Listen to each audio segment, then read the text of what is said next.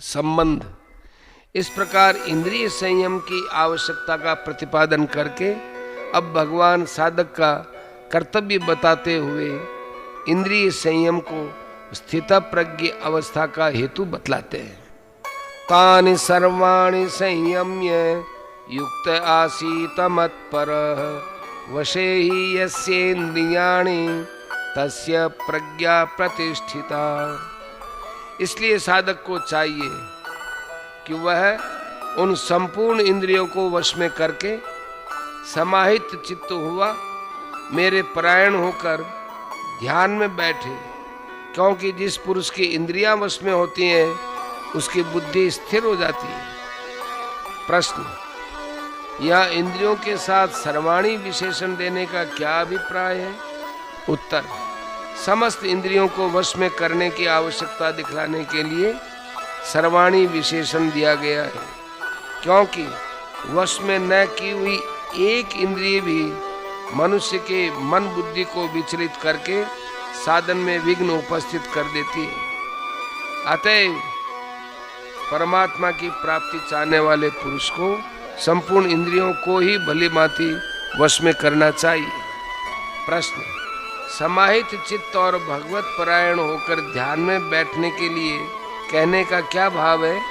उत्तर, इंद्रियों का संयम हो जाने पर यदि मन वश में नहीं होता तो मन के द्वारा विषय चिंतन होकर साधक का पतन हो जाता है और मन बुद्धि के लिए परमात्मा का आधार न रहने से वे स्थिर नहीं रह सकते।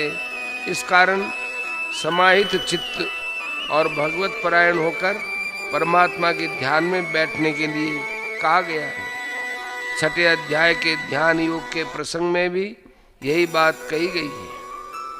इस प्रकार मन और इंद्रियों को वश में करके परमात्मा के ध्यान में लगे हुए मनुष्य की बुद्धि स्थिर हो जाती है और उसको शीघ्र ही परमात्मा की प्राप्ति हो जाती है। प्रश्न, जिसकी इंद्रियां वश में होती हैं उसकी बुद्धि स्थिर हो जाती है, इस कथन का क्या भाव है? उत्तर, श्लोक के पूर्वार्ध में इंद्रियों को वश में करके संयत चित्त और भगवत परायण होकर ध्यान में बैठने के लिए कहा गया, उसी कथन हेतु रूप से इस उत्तरार्ध का प्रयोग हुआ है। अतः इसका भाव ये समझना चाहिए कि ममता, आसक्ति और कामना का सर्वथा त्याग करके मन और इंद्रियों को संयमित कर बुद्धि को परमात्मा के स्वरूप में स्थित करना चाहिए, क्योंकि जिसके मन सहित इंद्रियां वश में की हुई होती हैं उसी साधक की बुद्धि स्थिर होती है।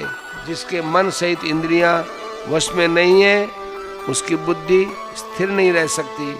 अतः मन और इंद्रियों को वश में करना साधक के लिए परम आवश्यक है।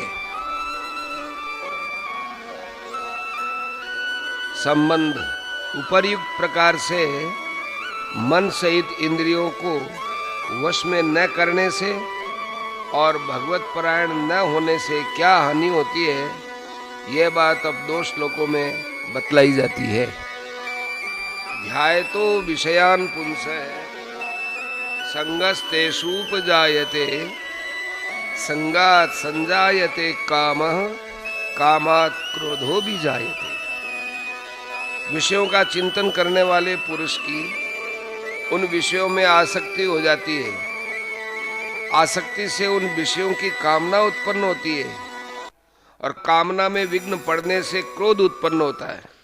प्रश्न, विषयों का चिंतन करने वाले मनुष्य की उनमें आसक्ति उत्पन्न हो जाती है, इस कथन का क्या भाव है? उत्तर, उससे ये भाव दिखलाया गया है कि जिन मनुष्यों की भोगों में सुख और रमणीय बुद्धि है, जिसका मन वश में नहीं है और जो परमात्मा का चिंतन नहीं करता, ऐसे मनुष्य का परमात्मा में प्रेम और उनका आश्रय न रहने के कारण उसके मन द्वारा इंद्रियों के विषयों का चिंतन होता रहता है। इस प्रकार विषयों का चिंतन करते करते उन विषयों में उसकी अत्यंत आसक्ति हो जाती है। तब फिर उसके हाथ की बात नहीं रहती, उसका मन विचलित हो जाता है। प्रश्न, विषयों के चिंतन से क्या सभी मनुष्यों के मन में आसक्ति उत्पन्न हो जाती है? उत्तर, जिन पुरुषों को परमात्मा की प्राप्ति हो गई है उनके लिए तो विषय चिंतन से आसक्ति होने का कोई प्रश्न ही नहीं रहता। परम दृष्ट्वा निवर्तते से भगवान ऐसे पुरुषों में आसक्ति का अत्यंत अभाव बतला चुके हैं। इनके अतिरिक्त अन्य सभी के मनों में न्यूनाधिक रूप से आसक्ति उत्पन्न हो सकती है। प्रश्न, आसक्ति से कामना का उत्पन्न होना क्या है और कामना से क्रोध का उत्पन्न होना क्या है? उत्तर, विषयों का चिंतन करते करते जब मनुष्य की उनमें अत्यंत आसक्ति हो जाती है उस समय उसके मन में नाना प्रकार के भोग प्राप्त करने की प्रबल इच्छा जागृत हो उठती है। यही आसक्ति से कामना का उत्पन्न होना है तथा उस कामना में किसी प्रकार का विघ्न उपस्थित होने पर जो उस विघ्न के कारण में द्वेष बुद्धि होकर क्रोध उत्पन्न हो जाता है, यही कामना से क्रोध का उत्पन्न होना होता है। क्रोधात् भवति सम्मोहः, सम्मोहात् स्मृति विभ्रमः, स्मृतिभ्रंशात् बुद्धिनाशो, बुद्धिनाशात् प्रणश्यति। क्रोध से अत्यंत मूढ़ भाव उत्पन्न हो जाता है, मूढ़ भाव से स्मृति में भ्रम हो जाता है, हो जाने से बुद्धि अर्थात ज्ञान शक्ति का नाश होता है और बुद्धि का नाश हो जाने से यह पुरुष अपनी स्थिति से गिर जाता है। प्रश्न, क्रोध से उत्पन्न होने वाले अत्यंत मूढ़ भाव का क्या स्वरूप है? उत्तर, जिस समय मनुष्य के अंतःकरण में क्रोध की वृत्ति जागृत होती है उस समय उसके अंतःकरण में विवेक शक्ति का अत्यंत अभाव हो जाता है। वह कुछ भी आगा पीछा नहीं सोच सकता। क्रोध के वश में होकर जिस कार्य में प्रवृत्त होता है उसके परिणाम का उसको कुछ भी ख्याल नहीं रहता। यही क्रोध से उत्पन्न सम्मोह का अर्थात अत्यंत मूढ़ भाव का स्वरूप है। प्रश्न, सम्मोह से उत्पन्न होने वाले स्मृति विभ्रम का क्या स्वरूप है?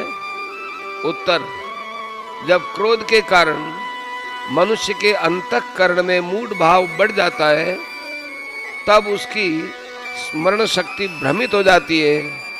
उसे ये ध्यान नहीं रहता कि किस मनुष्य के साथ मेरा क्या संबंध है, मुझे क्या करना चाहिए, क्या न करना चाहिए, मैंने अमुक कार्य किस प्रकार करने का निश्चय किया था और अब मैं क्या कर रहा हूँ। इसलिए पहले सोची विचारी हुई बातों को वह मन में नहीं ला सकता, उसकी स्मृति छिन्न भिन्न हो जाती है। यही सम्मोह से उत्पन्न हुए स्मृति विभ्रम का स्वरूप है। प्रश्न, स्मृति विभ्रम से बुद्धि का नष्ट हो जाना और उस बुद्धि नाश से मनुष्य का अपनी स्थिति से गिर जाना क्या है? उत्तर, उपर्युक्त प्रकार से स्मृति में विभ्रम हो जाने से अंतःकरण में किसी कर्तव्य अकर्तव्य का निश्चय करने की शक्ति का न रहना ही बुद्धि का भ्रष्ट हो जाना है। ऐसा होने से मनुष्य अपने कर्तव्य का त्याग कर अकर्तव्य में प्रवृत्त हो जाता है। उसके व्यवहार में कटुता, कठोरता, कायरता, हिंसा, प्रतिहिंसा, दीनता, जड़ता और मूढ़ता आदि दोष आ जाते हैं। अतः उसका पतन हो जाता है। वह शीघ्र ही अपनी पहले की स्थिति से नीचे गिर जाता है और मरने के बाद नाना प्रकार की नीच योनियों में या नरक में पड़ता है। यही बुद्धि नाश से उसका अपनी स्थिति से गिर जाना है। संबंध, इस प्रकार मन सहित इंद्रियों को वश में न करने वाले मनुष्य के पतन का क्रम बतलाकर अब भगवान स्थित प्रज्ञ योगी कैसे चलता है, इस चौथे प्रश्न का उत्तर आरंभ करते हुए पहले 2 श्लोकों में जिसके मन और इंद्रियां वश में होते हैं, ऐसे साधक द्वारा विषयों में विचरण किए जाने का प्रकार और उसका फल बतलाते हैं। राग द्वेष वियुक्तैस्तु विषयान इंद्रियैश्चरन् आत्मवश्यैर्विधेयात्मा प्रसादमधिगच्छति। परंतु अपने अधीन किए हुए अंतःकरण वाला साधक अपने वश में की हुई राग द्वेष से रहित इंद्रियों द्वारा विषयों में विचरण करता हुआ अंतःकरण की प्रसन्नता को प्राप्त होता है। प्रश्न, तू पद का क्या भाव है? उत्तर, पूर्व श्लोकों में जिसके मन इंद्रिय वश में नहीं है, ऐसे विषयी मनुष्य की अवनति का वर्णन किया गया है, और अब 2 श्लोकों में उससे विलक्षण जिसके मन इंद्रिय वश में किए हुए हैं, ऐसे विरक्त साधक की उन्नति का वर्णन किया जाता है। इस भेद का द्योतक यह तू पद है। प्रश्न, विधेय आत्मा पद कैसे साधक का वाचक है? उत्तर, जिसका अंतःकरण भली भांति वश में किया हुआ है, ऐसे साधक का वाचक यहाँ विधेय आत्मा है। प्रश्न, ऐसे साधक का अपने वश में की हुई राग द्वेष से रहित इंद्रियों द्वारा विषयों में विचरण करना क्या है? उत्तर, साधारण मनुष्यों की इंद्रियां स्वतंत्र होती हैं और उनके वश में नहीं होती। उन इंद्रियों में राग द्वेष भरे रहते हैं। इस कारण उन इंद्रियों के वश में होकर भोगों को भोगने वाला मनुष्य उचित अनुचित का विचार न करके जिस किसी प्रकार से भोग सामग्रियों के संग्रह करने और भोगने की चेष्टा करता है और उन भोगों में राग द्वेष करके सुखी दुखी होता रहता है, उसे आध्यात्मिक सुख का अनुभव नहीं होता। किंतु उपर्युक्त साधक की इंद्रियां उसके वश में होती है और उनमें राग द्वेष का अभाव होता है। इस कारण वह अपने वर्ण, आश्रम और परिस्थिति के अनुसार योग्यता से प्राप्त हुए भोगों में बिना राग द्वेष के विचरण करता है। उसका देखना, सुनना, खाना पीना, उठना बैठना, बोलना बतलाना, चलना फिरना और सोना जागना आदि समस्त इंद्रियों के व्यवहार नियमित और शास्त्र विहित होते हैं। उसकी सभी क्रियाओं में राग द्वेष, कामक क्रोध और लोभ आदि विकारों का अभाव होता है। यही उसका अपने वश में की हुई राग द्वेष रहित इंद्रियों द्वारा विषयों में विचरण करना है। प्रश्न, पहले 59वें श्लोक में ये कहा जा चुका है कि परमात्मा का साक्षात्कार हुए बिना राग का नाश नहीं होता, और यहाँ राग द्वेष रहित होकर विषयों में विचरण करने से प्रसाद को प्राप्त होकर स्थिर बुद्धि होने की बात कही गई है। यहाँ के इस कथन से ऐसा प्रतीत होता है कि परमात्मा की प्राप्ति से पूर्व भी राग द्वेष का नाश संभव है। अतएव इन दोनों कथनों में जो विरोध प्रतीत होता है, उसका समन्वय कैसे होता है? उत्तर, दोनों में कोई विरोध नहीं है, क्योंकि वहां 59वें श्लोक में तो राग द्वेष का अत्यंत अभाव बतलाया गया है और यहाँ राग द्वेष रहित इंद्रियों द्वारा विषय सेवन की बात कहकर राग द्वेष के सर्वथा अभाव की साधना बतलाई गई है। 3 अध्याय के 40वें श्लोक में इंद्रियां, मन और बुद्धि इन तीनों को ही काम का अधिष्ठान बतलाया है। इससे ये सिद्ध होता है कि इंद्रियों में राग द्वेष न रहने पर भी मन या बुद्धि में सूक्ष्म रूप से राग द्वेष रह सकते हैं, परंतु 59वें श्लोक में अस्य पद का प्रयोग करके स्थिर बुद्धि पुरुष में राग द्वेष का सर्वथा अभाव बतलाया गया है। वहां केवल इंद्रियों में ही राग द्वेष के अभाव की बात नहीं है। प्रश्न, इंद्रियों से विषयों का संयोग न होने देना यानी बाहर से विषयों का त्याग, इंद्रियों का संयम और इंद्रियों का राग द्वेष से रहित हो जाना, इन तीनों में श्रेष्ठ और भगवत प्राप्ति में विशेष सहायक कौन है? उत्तर, तीनों ही भगवत प्राप्ति में सहायक है, किंतु इनमें बाह्य विषय त्याग की अपेक्षा इंद्रिय संयम और इंद्रिय संयम की अपेक्षा इंद्रियों का राग द्वेष से रहित होना विशेष उपयोगी और श्रेष्ठ है।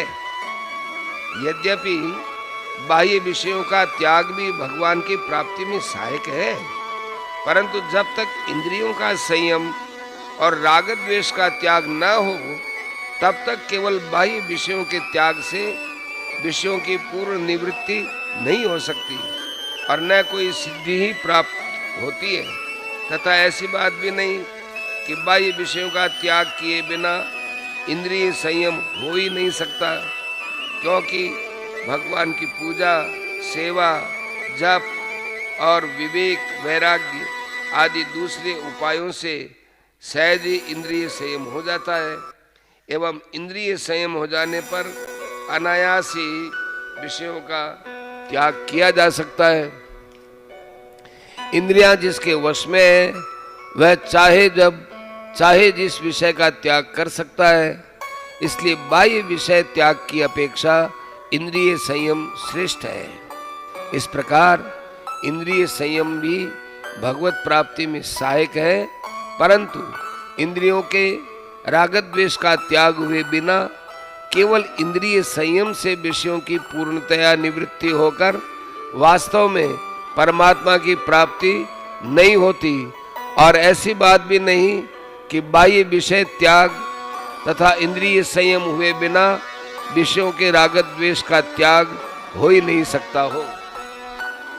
सत्संग, स्वाध्याय और विचार द्वारा सांसारिक भोगों की अनित्यता का भान होने से तथा ईश्वर कृपा और भजन ध्यान आदि से राग द्वेष का नाश हो सकता है, और जिसके इंद्रियों के राग द्वेष का नाश हो गया है उसके लिए बाह्य विषयों का त्याग और इंद्रिय संयम अनायास अपने आप ही हो जाता है। जिसका इंद्रियों के विषयों में राग द्वेष नहीं है वह पुरुष यदि बाह्य रूप से विषयों का त्याग न करे तो विषयों में विचरण करता हुआ ही परमात्मा को प्राप्त कर सकता है। इसलिए इंद्रियों का राग द्वेष से रहित होना विषयों के त्याग और इंद्रिय संयम से भी श्रेष्ठ है। प्रश्न, प्रसादम यह पद यहाँ किसका वाचक है? उत्तर, वश में की हुई इंद्रियों द्वारा बिना राग द्वेष के व्यवहार करने से साधक का अंतःकरण शुद्ध और स्वच्छ हो जाता है। इस कारण उसमें आध्यात्मिक सुख और शांति का अनुभव होता है। उस सुख और शांति का वाचक यहाँ प्रसादम पद है। इस सुख और शांति के हेतु रूप अंतःकरण की पवित्रता को और भगवान के अर्पण की हुई वस्तु अंतःकरण को पवित्र करने वाली होती है। इस कारण उसको भी प्रसाद कहते हैं। परंतु अगले श्लोक में प्रयुक्त पुरुष के लिए प्रसन्न चेतसः पद का प्रयोग किया गया है। अतः यहाँ प्रसादम पद का अर्थ अंतःकरण की आध्यात्मिक प्रसन्नता मानना ही ठीक मालूम। प्रसादे सर्व दुःखानां हानिरस्योपजायते प्रसन्न चेतसो याशु बुद्धि पर्यवतिष्ठते। अंतःकरण की प्रसन्नता होने पर इसके संपूर्ण दुखों का अभाव हो जाता है और उस प्रसन्न चित्त वाले कर्मयोगी की बुद्धि शीघ्र ही सब ओर से हटकर एक परमात्मा में भली भांति स्थिर हो जाती है। प्रश्न, अंतःकरण की प्रसन्नता से सारे दुखों का अभाव कैसे होता है? उत्तर, पापों के कारण ही मनुष्य को दुख होता है और कर्मयोग के साधन से पापों का नाश होकर अंतःकरण शुद्ध हो जाता है तथा शुद्ध अंतःकरण में ही उपर्युक्त सात्विक प्रसन्नता होती है। इसलिए सात्विक प्रसन्नता से सारे दुखों का अभाव बतलाना न्याय संगति है। प्रश्न, सर्व दुखानाम पद किनका वाचक है और उनका अभाव हो जाना क्या है? उत्तर, अनुकूल पदार्थों के वियोग और प्रतिकूल पदार्थों के संयोग से जो आध्यात्मिक, आदि दैविक और आदि भौतिक नाना प्रकार के दुख सांसारिक मनुष्यों को प्राप्त होते हैं, उन सब का वाचक यहाँ दुखा नाम पद है। उपर्युक्त साधक को आध्यात्मिक सात्विक प्रसन्नता का अनुभव हो जाने के बाद उसे किसी भी वस्तु के संयोग वियोग से किंचन मात्र भी दुख नहीं होता। वह सदा आनंद में मग्न रहता है। यही संपूर्ण दुखों का अभाव हो जाना है। प्रश्न, प्रसन्न चित्त वाले योगी की बुद्धि शीघ्र ही सब ओर से हटकर भली भांति परमात्मा में स्थिर हो जाती है। इस कथन का क्या भाव है? उत्तर, इससे ये भाव दिखलाया है कि अंतःकरण के पवित्र हो जाने पर जब साधक को आध्यात्मिक प्रसन्नता प्राप्त हो जाती है तब उसका मन क्षण भर भी उस सुख और शांति का त्याग नहीं कर सकता। इस कारण उसके अंतःकरण की वृत्तियां सब ओर से हट जाती है और उसकी बुद्धि शीघ्र ही परमात्मा के स्वरूप में स्थिर हो जाती है। फिर उसके निश्चय में एक सच्चिदानंद घन परमात्मा से भिन्न कोई वस्तु नहीं रहती। प्रश्न, अर्जुन का प्रश्न स्थित प्रज्ञ सिद्ध पुरुष के विषय में था। इस श्लोक में साधक का वर्णन है क्योंकि इसका फल प्रसाद की प्राप्ति के द्वारा शीघ्र ही बुद्धि का स्थिर होना बतलाया गया है। अतएव अर्जुन के चौथे प्रश्न का उत्तर इस श्लोक से कैसे माना जा सकता है? उत्तर, यद्यपि अर्जुन का प्रश्न साधक के संबंध में नहीं है, परंतु अर्जुन स्वयं एक साधक है और भगवान उसे सिद्ध बनाना चाहते हैं। अतएव सुगमता के साथ उन्हें समझाने के लिए भगवान ने पहले साधक की बात कहकर अंत में 71वें श्लोक में उसका सिद्ध में उपसंहार कर दिया है। अर्जुन के प्रश्न का पूरा उत्तर तो उस उपसंहार में ही है। उसकी भूमिका का प्रारंभ इन्हीं श्लोकों से होता है। अतएव अर्जुन के चौथे प्रश्न का उत्तर यहीं से आरंभ होता है, ऐसा ही मानना उचित है। संबंध, इस प्रकार मन और इंद्रियों को वश में करके अनासक्त भाव से इंद्रियों द्वारा व्यवहार करने वाले साधक को सुख, शांति और स्थित प्रज्ञ अवस्था प्राप्त होने की बात कहकर अब 2 श्लोकों द्वारा इससे विपरीत जिसके मन इंद्रियां जीते हुए नहीं है, ऐसे विषयासक्त मनुष्य में सुख शांति का अभाव दिखलाकर विषयों के संग से उसकी बुद्धि के विचलित हो जाने का प्रकार बतलाते हैं। नास्ति बुद्धिरयुक्तस्य न चायुक्तस्य भावना न चाभावयतः शांतिरशांतस्य कुतः सुखम। न जीते हुए मन और इंद्रियों वाले पुरुष में निश्चयात्मिका बुद्धि नहीं होती और उन अयुक्त मनुष्य के अंतःकरण में भावना भी नहीं होती तथा भावनाहीन मनुष्य को शांति नहीं मिलती और शांति रहित मनुष्य को सुख कैसे मिल सकता है? प्रश्न, अयुक्तस्य पद यहाँ कैसे मनुष्य का वाचक है?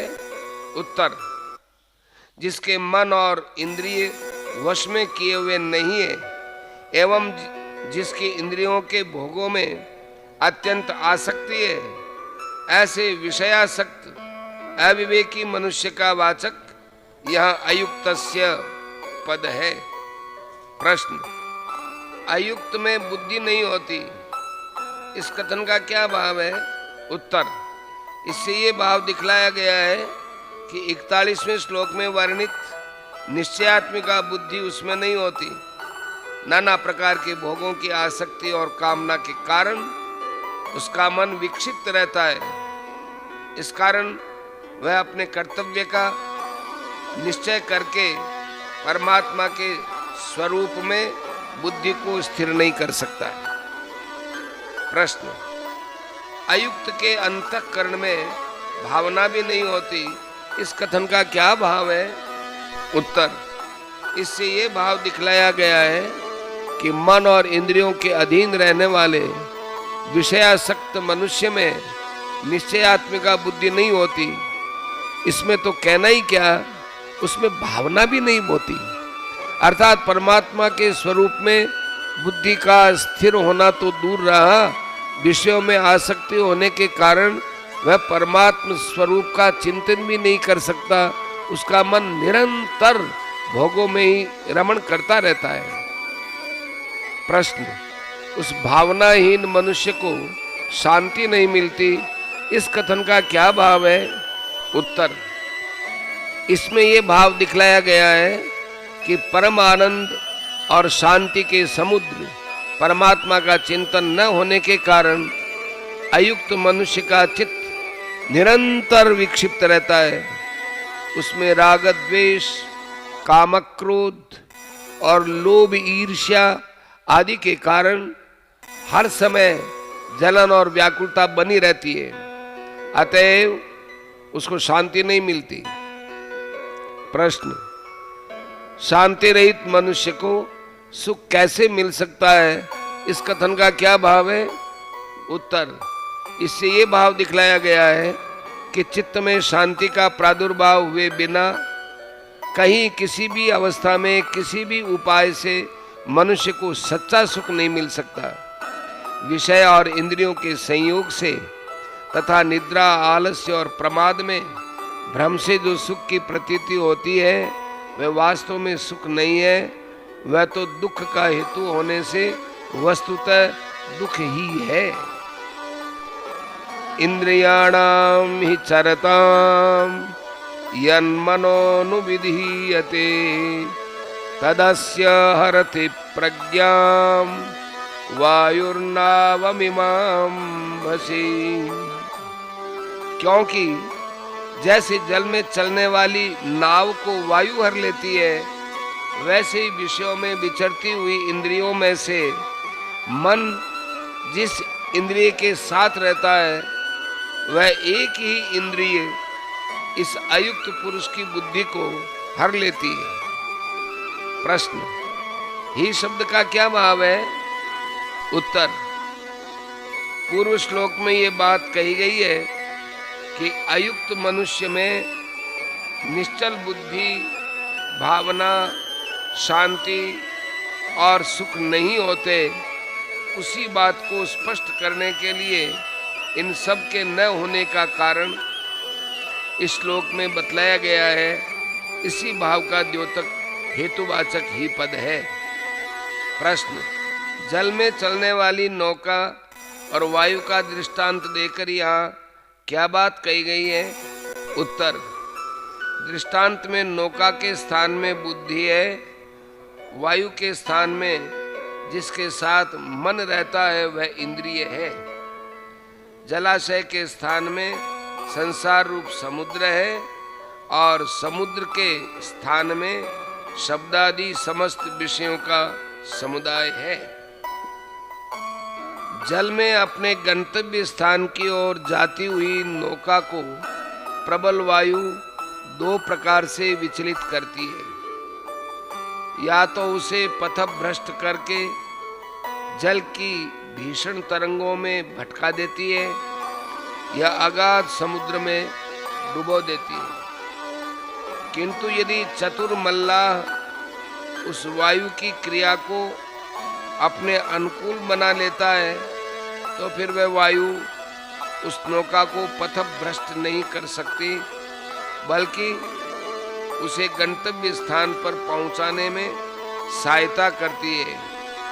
इसी प्रकार जिसके मन इंद्रियां वश में नहीं है, ऐसा मनुष्य यदि अपनी बुद्धि को परमात्मा के स्वरूप में निश्चल करना चाहता है तो भी उसकी इंद्रियां उसके मन को आकर्षित करके उसकी बुद्धि को दो प्रकार से विचलित करती है। इंद्रियों का बुद्धि रूप नौका को परमात्मा से हटाकर नाना प्रकार के भोगों की प्राप्ति का उपाय सोचने में लगा देना, उसे भीषण तरंगों में भटकाना है और पापों में प्रवृत्त करके उसका अधः पतन करा देना, उसे डुबो देना है। परंतु जिसके मन और इंद्रिय वश में रहते हैं, उसकी बुद्धि को वे विचलित नहीं करते, वरम बुद्धि रूप नौका को परमात्मा के पास पहुंचाने में सहायता करते हैं। 64वें और 65वें श्लोकों में यही बात कही गई है। प्रश्न: सब इंद्रियों द्वारा बुद्धि के विचलित किए जाने की बात न कहकर एक इंद्रिय के द्वारा ही बुद्धि का विचलित किया जाना कहने का क्या अभिप्राय है? उत्तर: इससे इंद्रियों की प्रबलता दिखलाई है। अभिप्राय यह है कि जब इंद्रियां मिलकर मनुष्य की बुद्धि को विचलित कर दे, इसमें तो कहना ही क्या है। जिस इंद्रिय के साथ मन रहता है वे एक ही इंद्रिय बुद्धि को विषय में फंसाकर विचलित कर देती है। देखा भी जाता है कि एक कर्णेंद्रिय के वश में होकर मृग, स्पर्शेंद्रिय के वश में होकर हाथी, चक्षु इंद्रिय के वश में होकर पतंगा, रसना इंद्रिय के वश में होकर मछली और घ्राणेंद्रिय के वश में होकर भ्रमर, इस प्रकार केवल एक एक इंद्रिय के वश में हो जाने के कारण ये सब अपने प्राण खो बैठते हैं। इसी तरह मनुष्य की बुद्धि भी एक एक इंद्रिय के द्वारा ही विचलित की जा सकती है। प्रश्न: यहाँ यत और तत् का संबंध मन के साथ क्यों न माना जाए? उत्तर: यह इंद्रियाणाम पद में निर्धारणे षष्ठी है। अतः इंद्रियों में से जिस एक इंद्रिय के साथ मन रहता है उसी के साथ यत पद का संबंध मानना उचित है, और यत तत् का नित्य संबंध है। अतः तत् का संबंध भी इंद्रिय के साथ ही होगा। अनुविधीयते में अनु उपसर्ग नहीं, कर्म प्रवचनीय संज्ञक अव्यय है। अतः उसके योग में यत में द्वितीया विभक्ति हुई है और कर्म कर्तृ प्रक्रिया के अनुसार विधीयते का कर्मभूत मन पद ही कर्ता के रूप में प्रयुक्त हुआ है। इसके अतिरिक्त अगले श्लोक में तस्मात् पद का प्रयोग करके इंद्रियों को वश में करने वाली की बुद्धि स्थिर बतलाई गई है। इसलिए भी यहाँ यत और तत् पदों का इंद्रिय के साथ ही संबंध मानना अधिक युक्ति संगत मालूम देता है। प्रश्न: अकेला मन या अकेली इंद्रिय बुद्धि के हरण करने में समर्थ है या नहीं? उत्तर: मन के साथ वे बिना अकेली इंद्रिय बुद्धि को नहीं हर सकती। हाँ, मन इंद्रिय के बिना अकेला भी बुद्धि को हर सकता है। संबंध: इस प्रकार अयुक्त पुरुष की बुद्धि के विचलित होने का प्रकार बतलाकर अब पुनः स्थितप्रज्ञ अवस्था की प्राप्ति में सब प्रकार से इंद्रिय संयम की विशेष आवश्यकता सिद्ध करते हुए स्थितप्रज्ञ पुरुष की अवस्था का वर्णन करते हैं। तस्माद्यस्य महाबाहो निगृहीतानि सर्वशः इंद्रियाणि इंद्रियार्थेभ्यस्तस्य प्रज्ञा प्रतिष्ठिता।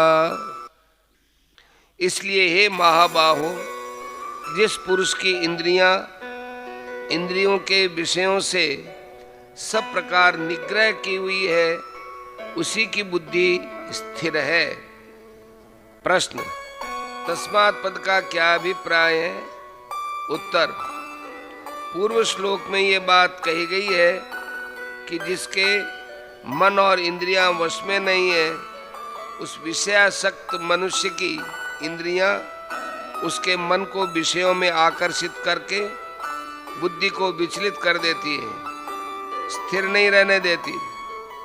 इसलिए मन और इंद्रियों को अवश्य वश में करना चाहिए। ये भाव दिखाने के लिए यहाँ तस्मात् पद का प्रयोग किया गया है। प्रश्न, महाबाहो संबोधन का क्या भाव है? उत्तर, जिसकी भुजाएं लंबी, मजबूत और बलिष्ठ हों से महाबाहु कहते हैं। यह संबोधन शूरवीरता का द्योतक है। यहाँ इस संबोधन का प्रयोग करके भगवान ने ये भाव दिखलाया है कि तुम बड़े शूरवीर हो, अतः इंद्रियों और मन को वश में कर लेना तुम्हारे लिए कोई बड़ी बात नहीं है। प्रश्न, इंद्रियों के विषयों से इंद्रियों को सर्व प्रकार से निगृहित कर लेना क्या है?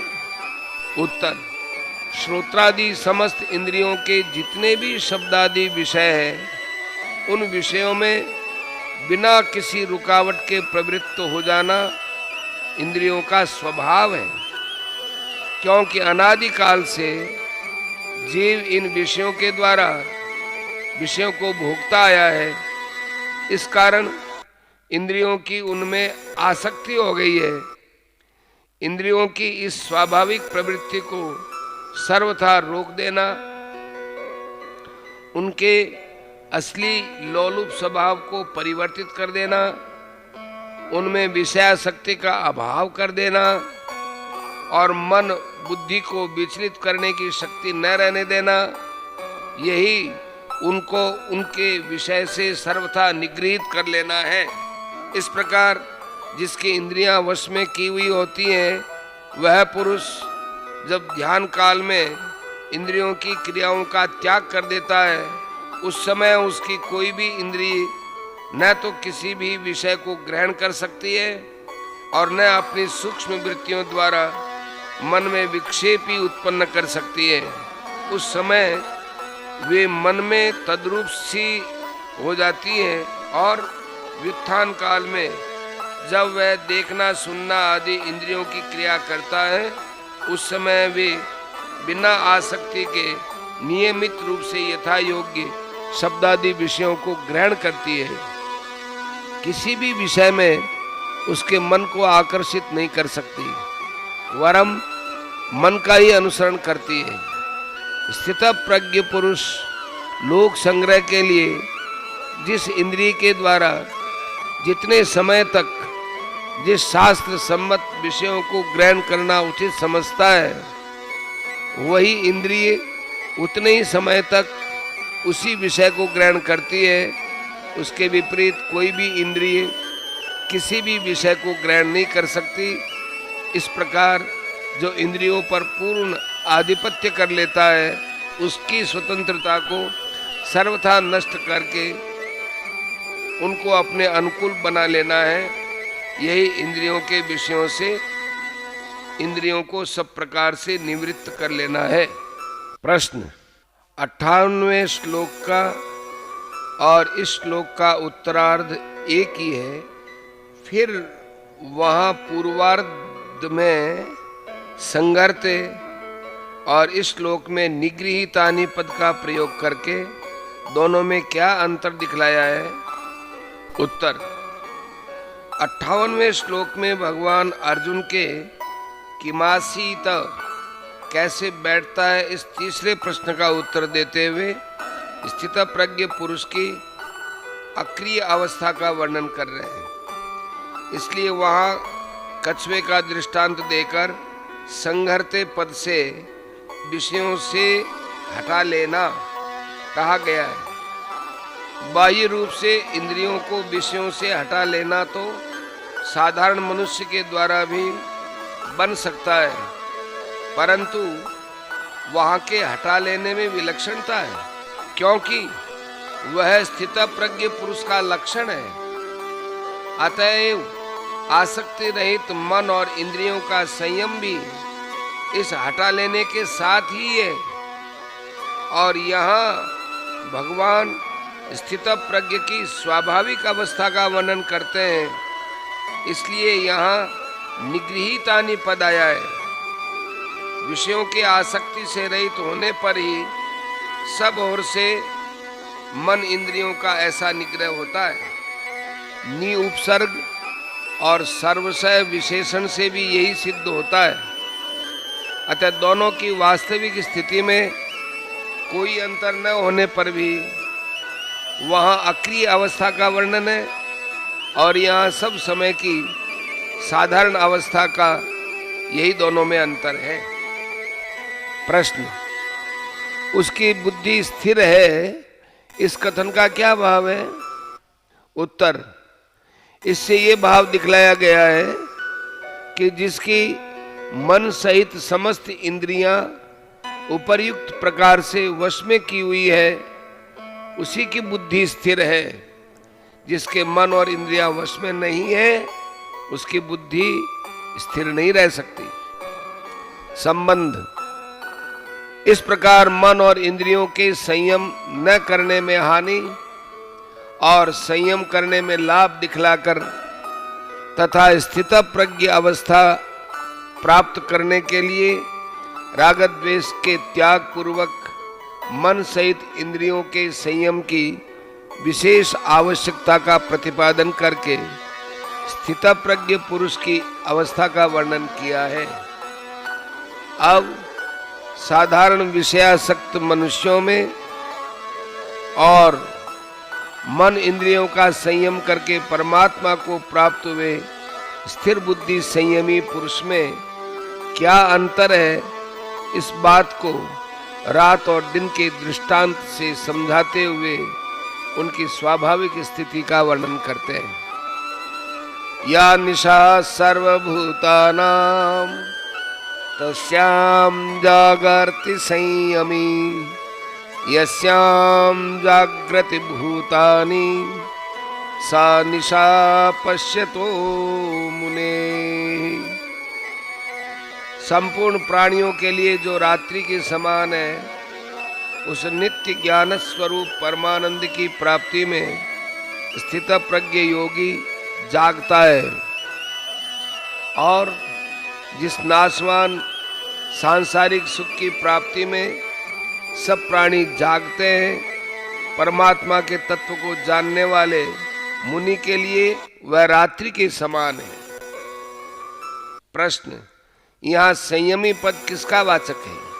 उत्तर, जो मन और इंद्रियों को वश में करके परमात्मा को प्राप्त हो जाए, जिसका इस प्रकरण में स्थितप्रज्ञ से वर्णन हुआ है, उसी का वाचक यहाँ संयमी पद है, क्योंकि उत्तरार्ध में उसी के लिए पश्यतः पद का प्रयोग किया गया है, जिसका अर्थ ज्ञानी होता है।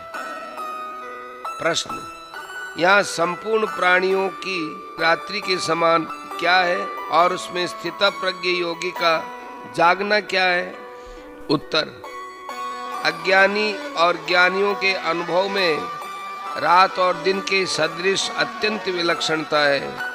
ये भाव दिखलाने के लिए रात्रि के रूपक से साधारण अज्ञानी मनुष्य की और ज्ञानी की स्थिति का वर्णन किया गया है। इसलिए यहाँ रात्रि का अर्थ सूर्यास्त के बाद होने वाली रात्रि नहीं है, किंतु जैसे प्रकाश से पूर्ण दिन को उल्लू अपने नेत्र दोष से अंधकारमय देखता है, वैसे ही अनादि सिद्ध अज्ञान के पर्दे से अंतःकरण रूप नेत्रों की विवेक विज्ञान द्वारा प्रकाशन शक्ति के आवृत्त होने के कारण विवेकी मनुष्य स्वयं प्रकाश नित्य बोध परमानंदमय परमात्मा को नहीं देख पाते।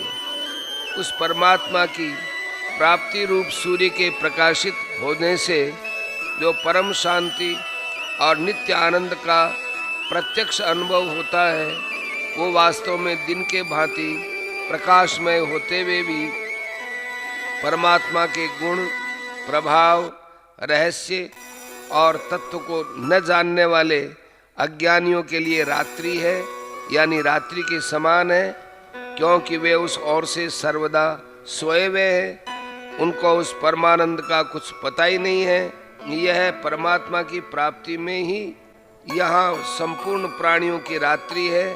यही रात्रि परमात्मा को प्राप्त संयमी पुरुष के लिए दिन के समान है।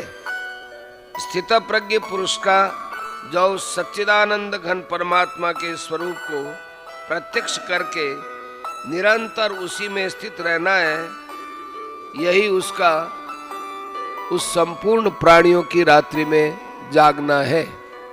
प्रश्न: संपूर्ण प्राणियों का जागना क्या है और जिससे सब प्राणी जागते हैं वो परमात्मा के तत्व को जानने वाले मुनि के लिए रात्रि के समान कैसे है?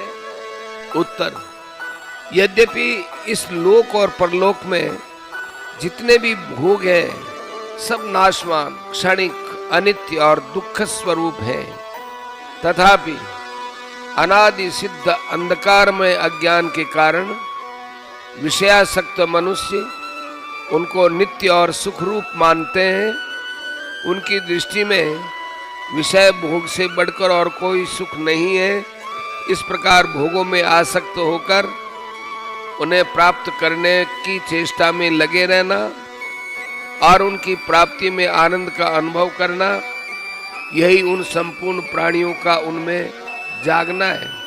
यह इंद्रिय और विषयों के संयोग से तथा प्रमाद, आलस्य और निद्रा से उत्पन्न सुख राशि की भांति अज्ञान रूप अंधकारमय होने के कारण वास्तव में रात्रि ही है, तो भी अज्ञानी प्राणी इसी को दिन समझकर इसमें वैसे ही जाग रहे हैं जैसे कोई नींद में सोया हुआ मनुष्य स्वप्न के दृश्यों को देखता हुआ स्वप्न में समझता है कि मैं जाग रहा हूँ, किंतु परमात्म तत्व को जानने वाले ज्ञानी के अनुभव में जैसे स्वप्न से जगे हुए मनुष्य का स्वप्न के जगत से कुछ भी संबंध नहीं होता, वैसे ही एक सच्चिदानंद घन परमात्मा से भिन्न किसी भी वस्तु की सत्ता नहीं रहती।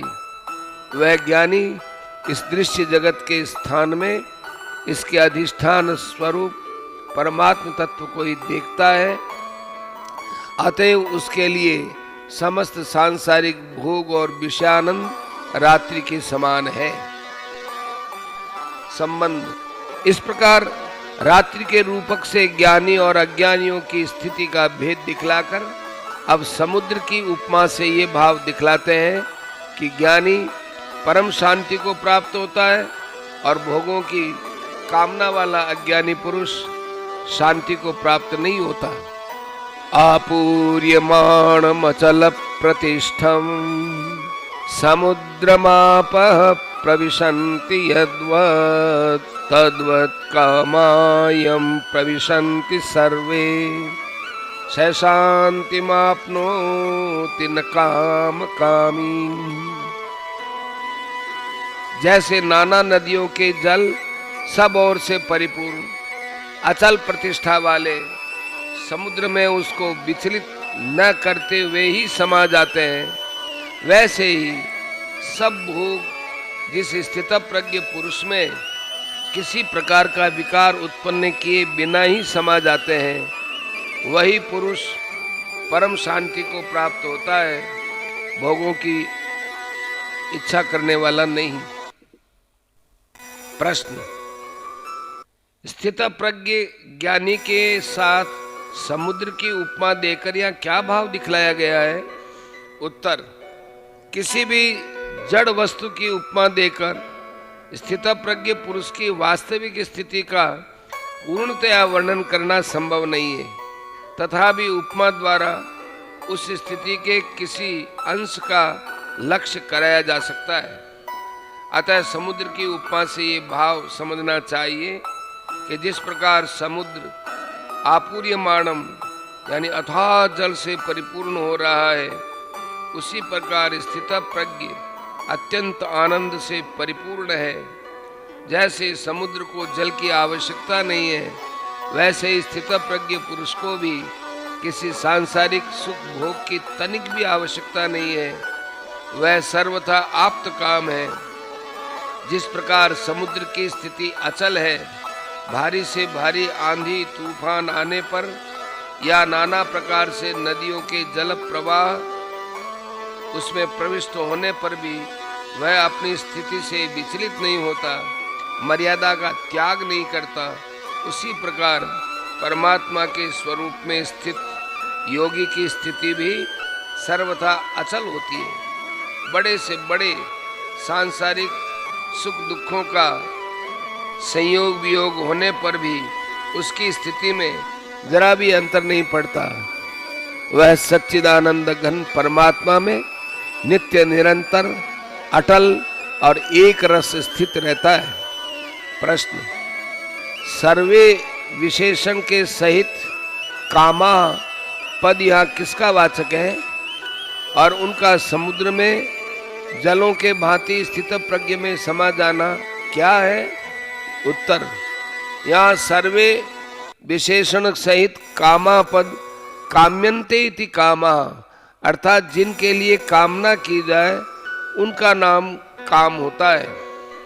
इस व्युत्पत्ति के अनुसार संपूर्ण इंद्रियों के विषयों का वाचक है, इच्छाओं का वाचक नहीं, क्योंकि स्थितप्रज्ञ पुरुष में कामनाओं का तो सर्वथा अभाव ही हो जाता है, फिर उनका उसमें प्रवेश कैसे बन सकता है?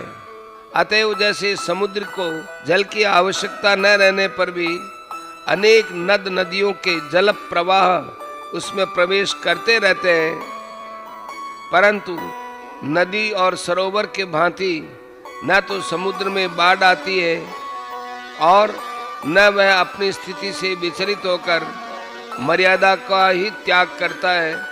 सारे के सारे जल प्रवाह उसमें बिना किसी प्रकार की विकृति उत्पन्न किए ही विलीन हो जाते हैं। वैसे ही स्थितप्रज्ञ पुरुष को किसी भी सांसारिक भोग की किंचन मात्र भी आवश्यकता न रहने पर भी उसे प्रारब्ध के अनुसार नाना प्रकार के भोग प्राप्त होते रहते हैं, अर्थात उसके मन बुद्धि और इंद्रियों के साथ प्रारब्ध के अनुसार नाना प्रकार के अनुकूल और प्रतिकूल विषयों का संयोग होता रहता है, परंतु वे उसमें हर्ष शोक राग द्वेष कामक क्रोध लोभ मोह भय और उद्वेग या अन्य किसी प्रकार का कोई भी विकार उत्पन्न करके उसे उसकी अटल स्थिति से या शास्त्र मर्यादा से विचलित नहीं कर सकते।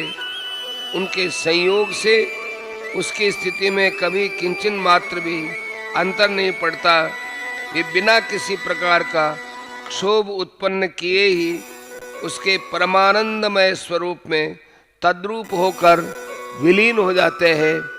यही उनका समुद्र में जलों के भांति स्थित प्रज्ञ में समा जाना है। प्रश्न, वही परम शांति को प्राप्त होता है, भोगों को चाहने वाला नहीं, इस कथन का क्या भाव है? उत्तर, इससे ये भाव दिखलाया गया है कि जो उपयुक्त प्रकार से आप्त काम है, जिसको किसी भी भोग की जरा भी आवश्यकता नहीं है, जिसमें समस्त भोग प्रारब्ध के अनुसार अपने आप आकर विलीन हो जाते हैं, और जो स्वयं किसी भोग की कामना नहीं करता वही परम शांति को प्राप्त होता है। भोगों की कामना वाला मनुष्य कभी शांति को प्राप्त नहीं होता, क्योंकि उसका चित्त निरंतर नाना प्रकार की भोग वासनाओं से विक्षिप्त रहता है, और जहाँ विक्षेप होता है वहाँ शांति कैसे रह सकती है। वहाँ तो पद पद पर चिंता, जलन और शोक ही निवास करते हैं। प्रश्न 58वें से लेकर इस श्लोक तक अर्जुन के तीसरे प्रश्न का ही उत्तर माना जाए तो क्या आपत्ति है, क्योंकि इस श्लोक में समुद्र के भांति अचल रहने का उदाहरण दिया गया है। उत्तर: तीसरे प्रश्न का उत्तर यहाँ नहीं माना जा सकता। तीसरे प्रश्न का उत्तर 58वें श्लोक से आरंभ करके 61वें श्लोक में समाप्त कर दिया गया है, इसलिए उसमें आसीत पद आया है। इसके बाद प्रसंगवश 62वें और 63वें श्लोक में विषय चिंतन से आसक्ति आदि के द्वारा अधः पतन दिखलाकर 64वें श्लोक से चौथे प्रश्न का उत्तर आरंभ करते हैं। चरण पद से ये भेद स्पष्ट हो जाता है। इसी सिलसिले में नौका के दृष्टांत से विषयासक्त अयुक्त पुरुष की विचरती हुई इंद्रियों में से किसी एक इंद्रिय के द्वारा बुद्धि के हरण किए जाने की बात आई है। इसमें भी चरताम पद आया है। इसके अतिरिक्त इस श्लोक में सर्वे कामा प्रविशन्ति पदों से यह कहा गया है कि संपूर्ण भोग उसमें प्रवेश करते हैं। अक्रिय अवस्था में तो प्रवेश के सब द्वार ही बंद हो जाते हैं, क्योंकि वहाँ इंद्रियां विषयों के संसर्ग से रहित है। यहाँ इंद्रियों का व्यवहार है, इसलिए भोगों का उसमें प्रवेश संभव है। उसकी परमात्मा के स्वरूप में अचल स्थिति है, परंतु व्यवहार में वह अक्रिय नहीं है।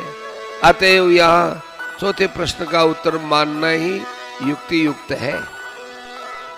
संबंध स्थितप्रज्ञ कैसे चलता है, अर्जुन का ये चौथा प्रश्न परमात्मा को प्राप्त हुए पुरुष के विषय में ही था, किंतु यह प्रश्न आचरण विषयक होने के कारण उसके उत्तर में श्लोक 64 से यहाँ तक किस प्रकार आचरण करने वाला मनुष्य शीघ्र स्थितप्रज्ञ बन सकता है, कौन नहीं बन सकता है, और जब मनुष्य स्थितप्रज्ञ हो जाता है उस समय उसकी कैसी स्थिति होती है, ये सब बातें बतलाई गई। अब उस चौथे प्रश्न का स्पष्ट उत्तर देते हुए स्थितप्रज्ञ पुरुष के आचरण का प्रकार बतलाते हैं। विहाय कामान्यः सर्वान् पुमांश्चरति निष्प्रियः निर्ममो निरहंकारः स शान्तिमधिगच्छति। जो पुरुष संपूर्ण कामनाओं को त्याग कर ममता रहित, अहंकार रहित और स्प्रिया रहित हुआ विचरता है, वही शांति को प्राप्त होता है, अर्थात वह शांति को प्राप्त है। प्रश्न: सर्वान विशेषण के सहित कामान पद किनका वाचक है और उनका त्याग कर देना क्या है? उत्तर: इस लोक और परलोक के समस्त भोगों की सब प्रकार की कामनाओं का वाचक यहाँ सर्वान विशेषण के सहित कामान पद है। इन सब प्रकार के भोगों की समस्त कामनाओं से सदा के लिए सर्वथा रहित हो जाना ही इनका त्याग कर देना है। यहाँ कामान शब्द शब्दादि विषयों का वाचक नहीं है, क्योंकि इसमें अर्जुन के चौथे प्रश्न का उत्तर दिया जाता है और स्थितप्रज्ञ पुरुष किस प्रकार आचरण करता है यह बात बतलाई जाती है। अतः यदि यहाँ कामान पद का अर्थ शब्दादि विषय मान लिया जाए तो उनका सर्वथा त्याग करके विचरना नहीं बन सकता। प्रश्न: निरहंकार है, निर्मम है और निष्प्रिय, इन तीनों पदों के अलग अलग क्या भाव है? तथा ऐसा होकर विचरना क्या है? उत्तर, मन, बुद्धि और इंद्रियों के सहित शरीर में जो साधारण अज्ञानी मनुष्यों का आत्माभिमान रहता है, जिसके कारण वे शरीर को ही अपना स्वरूप मानते हैं, उनको शरीर से भिन्न नहीं समझते। अतएव शरीर के सुख दुख से ही सुखी दुखी होते हैं। उस देहाभिमान का नाम अहंकार है। उससे सर्वथा रहित हो जाना, यही निरहंकार अर्थात अहंकार रहित हो जाना है। मन, बुद्धि और इंद्रियों के सहित शरीर में उसके साथ संबंध रखने वाले स्त्री, पुत्र, भाई और बंधु बांधवों में तथा गृह, धन, ऐश्वर्य आदि पदार्थों में, अपने द्वारा किए जाने वाले कर्मों में और उन कर्मों के फल स्वरूप समस्त भोगों में साधारण मनुष्यों का ममत्व रहता है, अर्थात इन सब को वे अपना समझते हैं। इसी भाव का नाम ममता है और इससे सर्वथा रहित हो जाना ही निर्मम अर्थात ममता रहित हो जाना है। किसी अनुकूल वस्तु का अभाव होने पर मन में ऐसा भाव होता है कि अमुक वस्तु की आवश्यकता है, उसके बिना काम न चलेगा। इस अपेक्षा का नाम स्प्रिया है और इस अपेक्षा से सर्वथा रहित हो जाना ही निष्प्रिय है, अर्थात स्प्रिया रहित होना है। स्प्रिया कामना का सूक्ष्म रूप है। इस कारण समस्त कामनाओं के त्याग से इसके त्याग को अलग बतलाया है। इस प्रकार अहंकार, ममता और स्प्रिया से रहित होकर अपने वर्ण, आश्रम, आकृति और परिस्थिति के अनुसार केवल लोक संग्रह के लिए इंद्रियों के विषयों में विचरना अर्थात देखना, सुनना, खाना पीना, सोना जागना आदि समस्त शास्त्र विहित चेष्टा करना ही समस्त कामनाओं का त्याग करके अहंकार, ममता और स्प्रिया से रहित होकर विचरण करना है। प्रश्न, यहाँ निष्प्रिय शब्द का अर्थ आसक्ति रहित मान लिया जाए तो क्या आपत्ति है?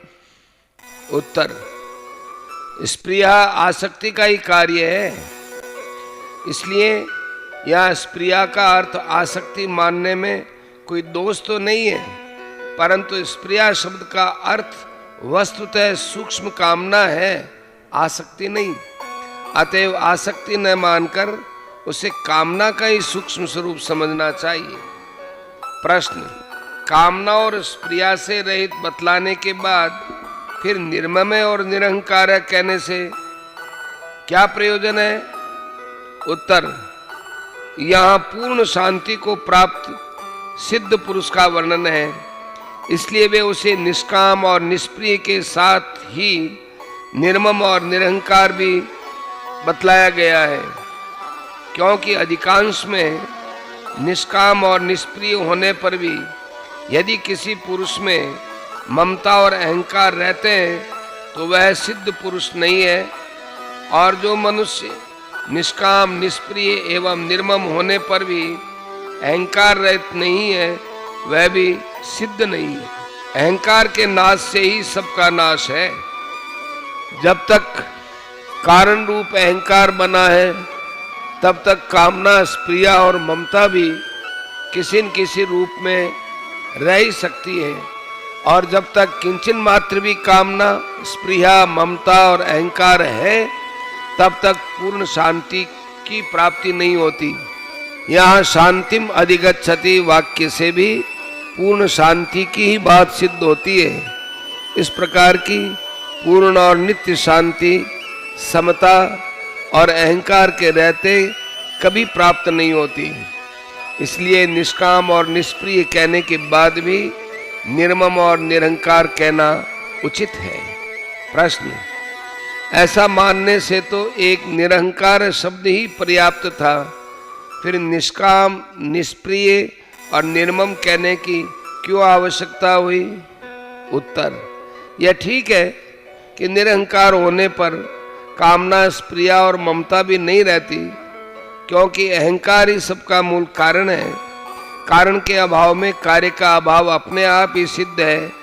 तथापि स्पष्ट रूप से समझाने के लिए इन शब्दों का प्रयोग किया गया है। प्रश्न, वह शांति को प्राप्त होता है, इस कथन का क्या भाव है? उत्तर, इस श्लोक में परमात्मा को प्राप्त हुए पुरुष के विचरने की विधि बतलाकर अर्जुन के स्थित प्रज्ञ विषयक चौथे प्रश्न का उत्तर दिया गया है। अतः उपर्युक्त कथन से ये भाव दिखलाया गया है कि इस प्रकार से विषयों में विचरने वाला पुरुष ही परम शांति स्वरूप परब्रह्म परमात्मा को प्राप्त स्थित प्रज्ञ है। संबंध, इस प्रकार अर्जुन के चारों प्रश्नों का उत्तर देने के अनंतर अब स्थित प्रज्ञ पुरुष की स्थिति का महत्व बतलाते हुए इस अध्याय का उपसंहार करते हैं। ईशा ब्राह्मी स्थिति पार्थ नैनां प्राप्य विमुह्यति स्थित्वा स्यामंत कालेपि ब्रह्म निर्वाण मृच्छति। हे अर्जुन, यह ब्रह्म को प्राप्त पुरुष की स्थिति है। इसको प्राप्त होकर योगी कभी मोहित नहीं होता और अंत काल में भी इस ब्राह्मी स्थिति में स्थित होकर परमानंद को प्राप्त हो जाता है। प्रश्न, ऐसा और ब्राह्मी इन दोनों विशेषणों के सहित स्थिति, यह पद किस स्थिति का वाचक है और उसको प्राप्त होना क्या है? उत्तर, जो ब्रह्म विषयक स्थिति हो उसे ब्राह्मी स्थिति कहते हैं और जिसका प्रकरण चलता हो उसका द्योतक ऐसा पद है। इसलिए यहां अर्जुन के पूछने पर 55वें श्लोक से यहां तक स्थित प्रज्ञ पुरुष की जिस स्थिति का जगह जगह वर्णन किया गया है, जो ब्रह्म को प्राप्त महापुरुष की स्थिति है, उसी का वाचक ऐसा और ब्राह्मी विशेषण के सहित स्थिति पद है। तथा उपर्युक्त प्रकार से अहंकार, ममता, आसक्ति, स्प्रिया और कामना से रहित होकर सर्वथा निर्विकार और निश्चल भाव से सच्चिदानंद घन परमात्मा के स्वरूप में नित्य निरंतर निमग्न रहना ही उस स्थिति को प्राप्त होना है। प्रश्न, इस स्थिति को प्राप्त होकर योगी कभी मोहित नहीं होता, इस कथन का क्या भाव है? उत्तर, इसमें यह भाव दिखलाया गया है कि ब्रह्म क्या है, ईश्वर क्या है, संसार क्या है, माया क्या है, इनका परस्पर क्या संबंध है, मैं कौन हूँ, कहाँ से आया हूँ, मेरा क्या कर्तव्य है और क्या कर रहा हूँ, आदि विषयों का यथार्थ ज्ञान न होना ही मोह है।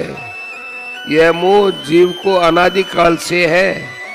इसी के कारण यह इस संसार चक्र में घूम रहा है। पर जब अहंता, ममता, आसक्ति और कामना से रहित होकर मनुष्य उपर्युक्त ब्राह्मी स्थिति को प्राप्त कर लेता है, तब उसका यह अनादि सिद्ध मोह समूल नष्ट हो जाता है। अतएव फिर उसकी उत्पत्ति नहीं होती। प्रश्न, अंत काल में भी इस स्थिति में स्थित होकर योगी ब्रह्मानंद को प्राप्त हो जाता है, इस कथन का क्या भाव है? उत्तर, इस कथन से यह भाव दिखलाया गया है कि जो मनुष्य जीवित अवस्था में ही इस स्थिति को प्राप्त कर लेता है, उसके विषय में तो कहना ही क्या है, वह तो ब्रह्मानंद को प्राप्त जीवन मुक्त है ही। पर जो साधक करते करते या अकस्मात मरण काल में भी इस ब्राह्मी स्थिति में स्थित हो जाता है, अर्थात अहंकार, ममता, आसक्ति, स्प्रिया और कामना से रहित होकर अचल भाव से परमात्मा के स्वरूप में स्थित हो जाता है, वह भी ब्रह्मानंद को प्राप्त हो जाता है। प्रश्न, जो साधक कर्म योग में श्रद्धा रखने वाला है और उसका मन यदि किसी कारणवश मृत्यु काल में समभाव में स्थिर नहीं रहा तो उसकी क्या गति होती है? उत्तर, मृत्यु काल में रहने वाला समभाव तो साधक का उद्धार तत्काल ही कर देता है, परंतु मृत्यु काल में यदि समता से मन विचलित हो जाए तो भी उसका अभ्यास व्यर्थ नहीं जाता है। वह योग भ्रष्ट की गति को प्राप्त होता है और समभाव के संस्कार उसे बलात् अपनी ओर आकर्षित कर लेते हैं। छठे अध्याय में 40वें श्लोक से 44वें श्लोक तक यही बात बतलाई गई है और फिर वो परमात्मा को प्राप्त हो जाता है। ओम तत्सदिति श्रीमद्भगवद्गीतासु उपनिषत्सु ब्रह्म विद्यायां योगशास्त्रे श्री कृष्णार्जुन संवादे सांख्य योगो नाम द्वितीयोऽध्यायः।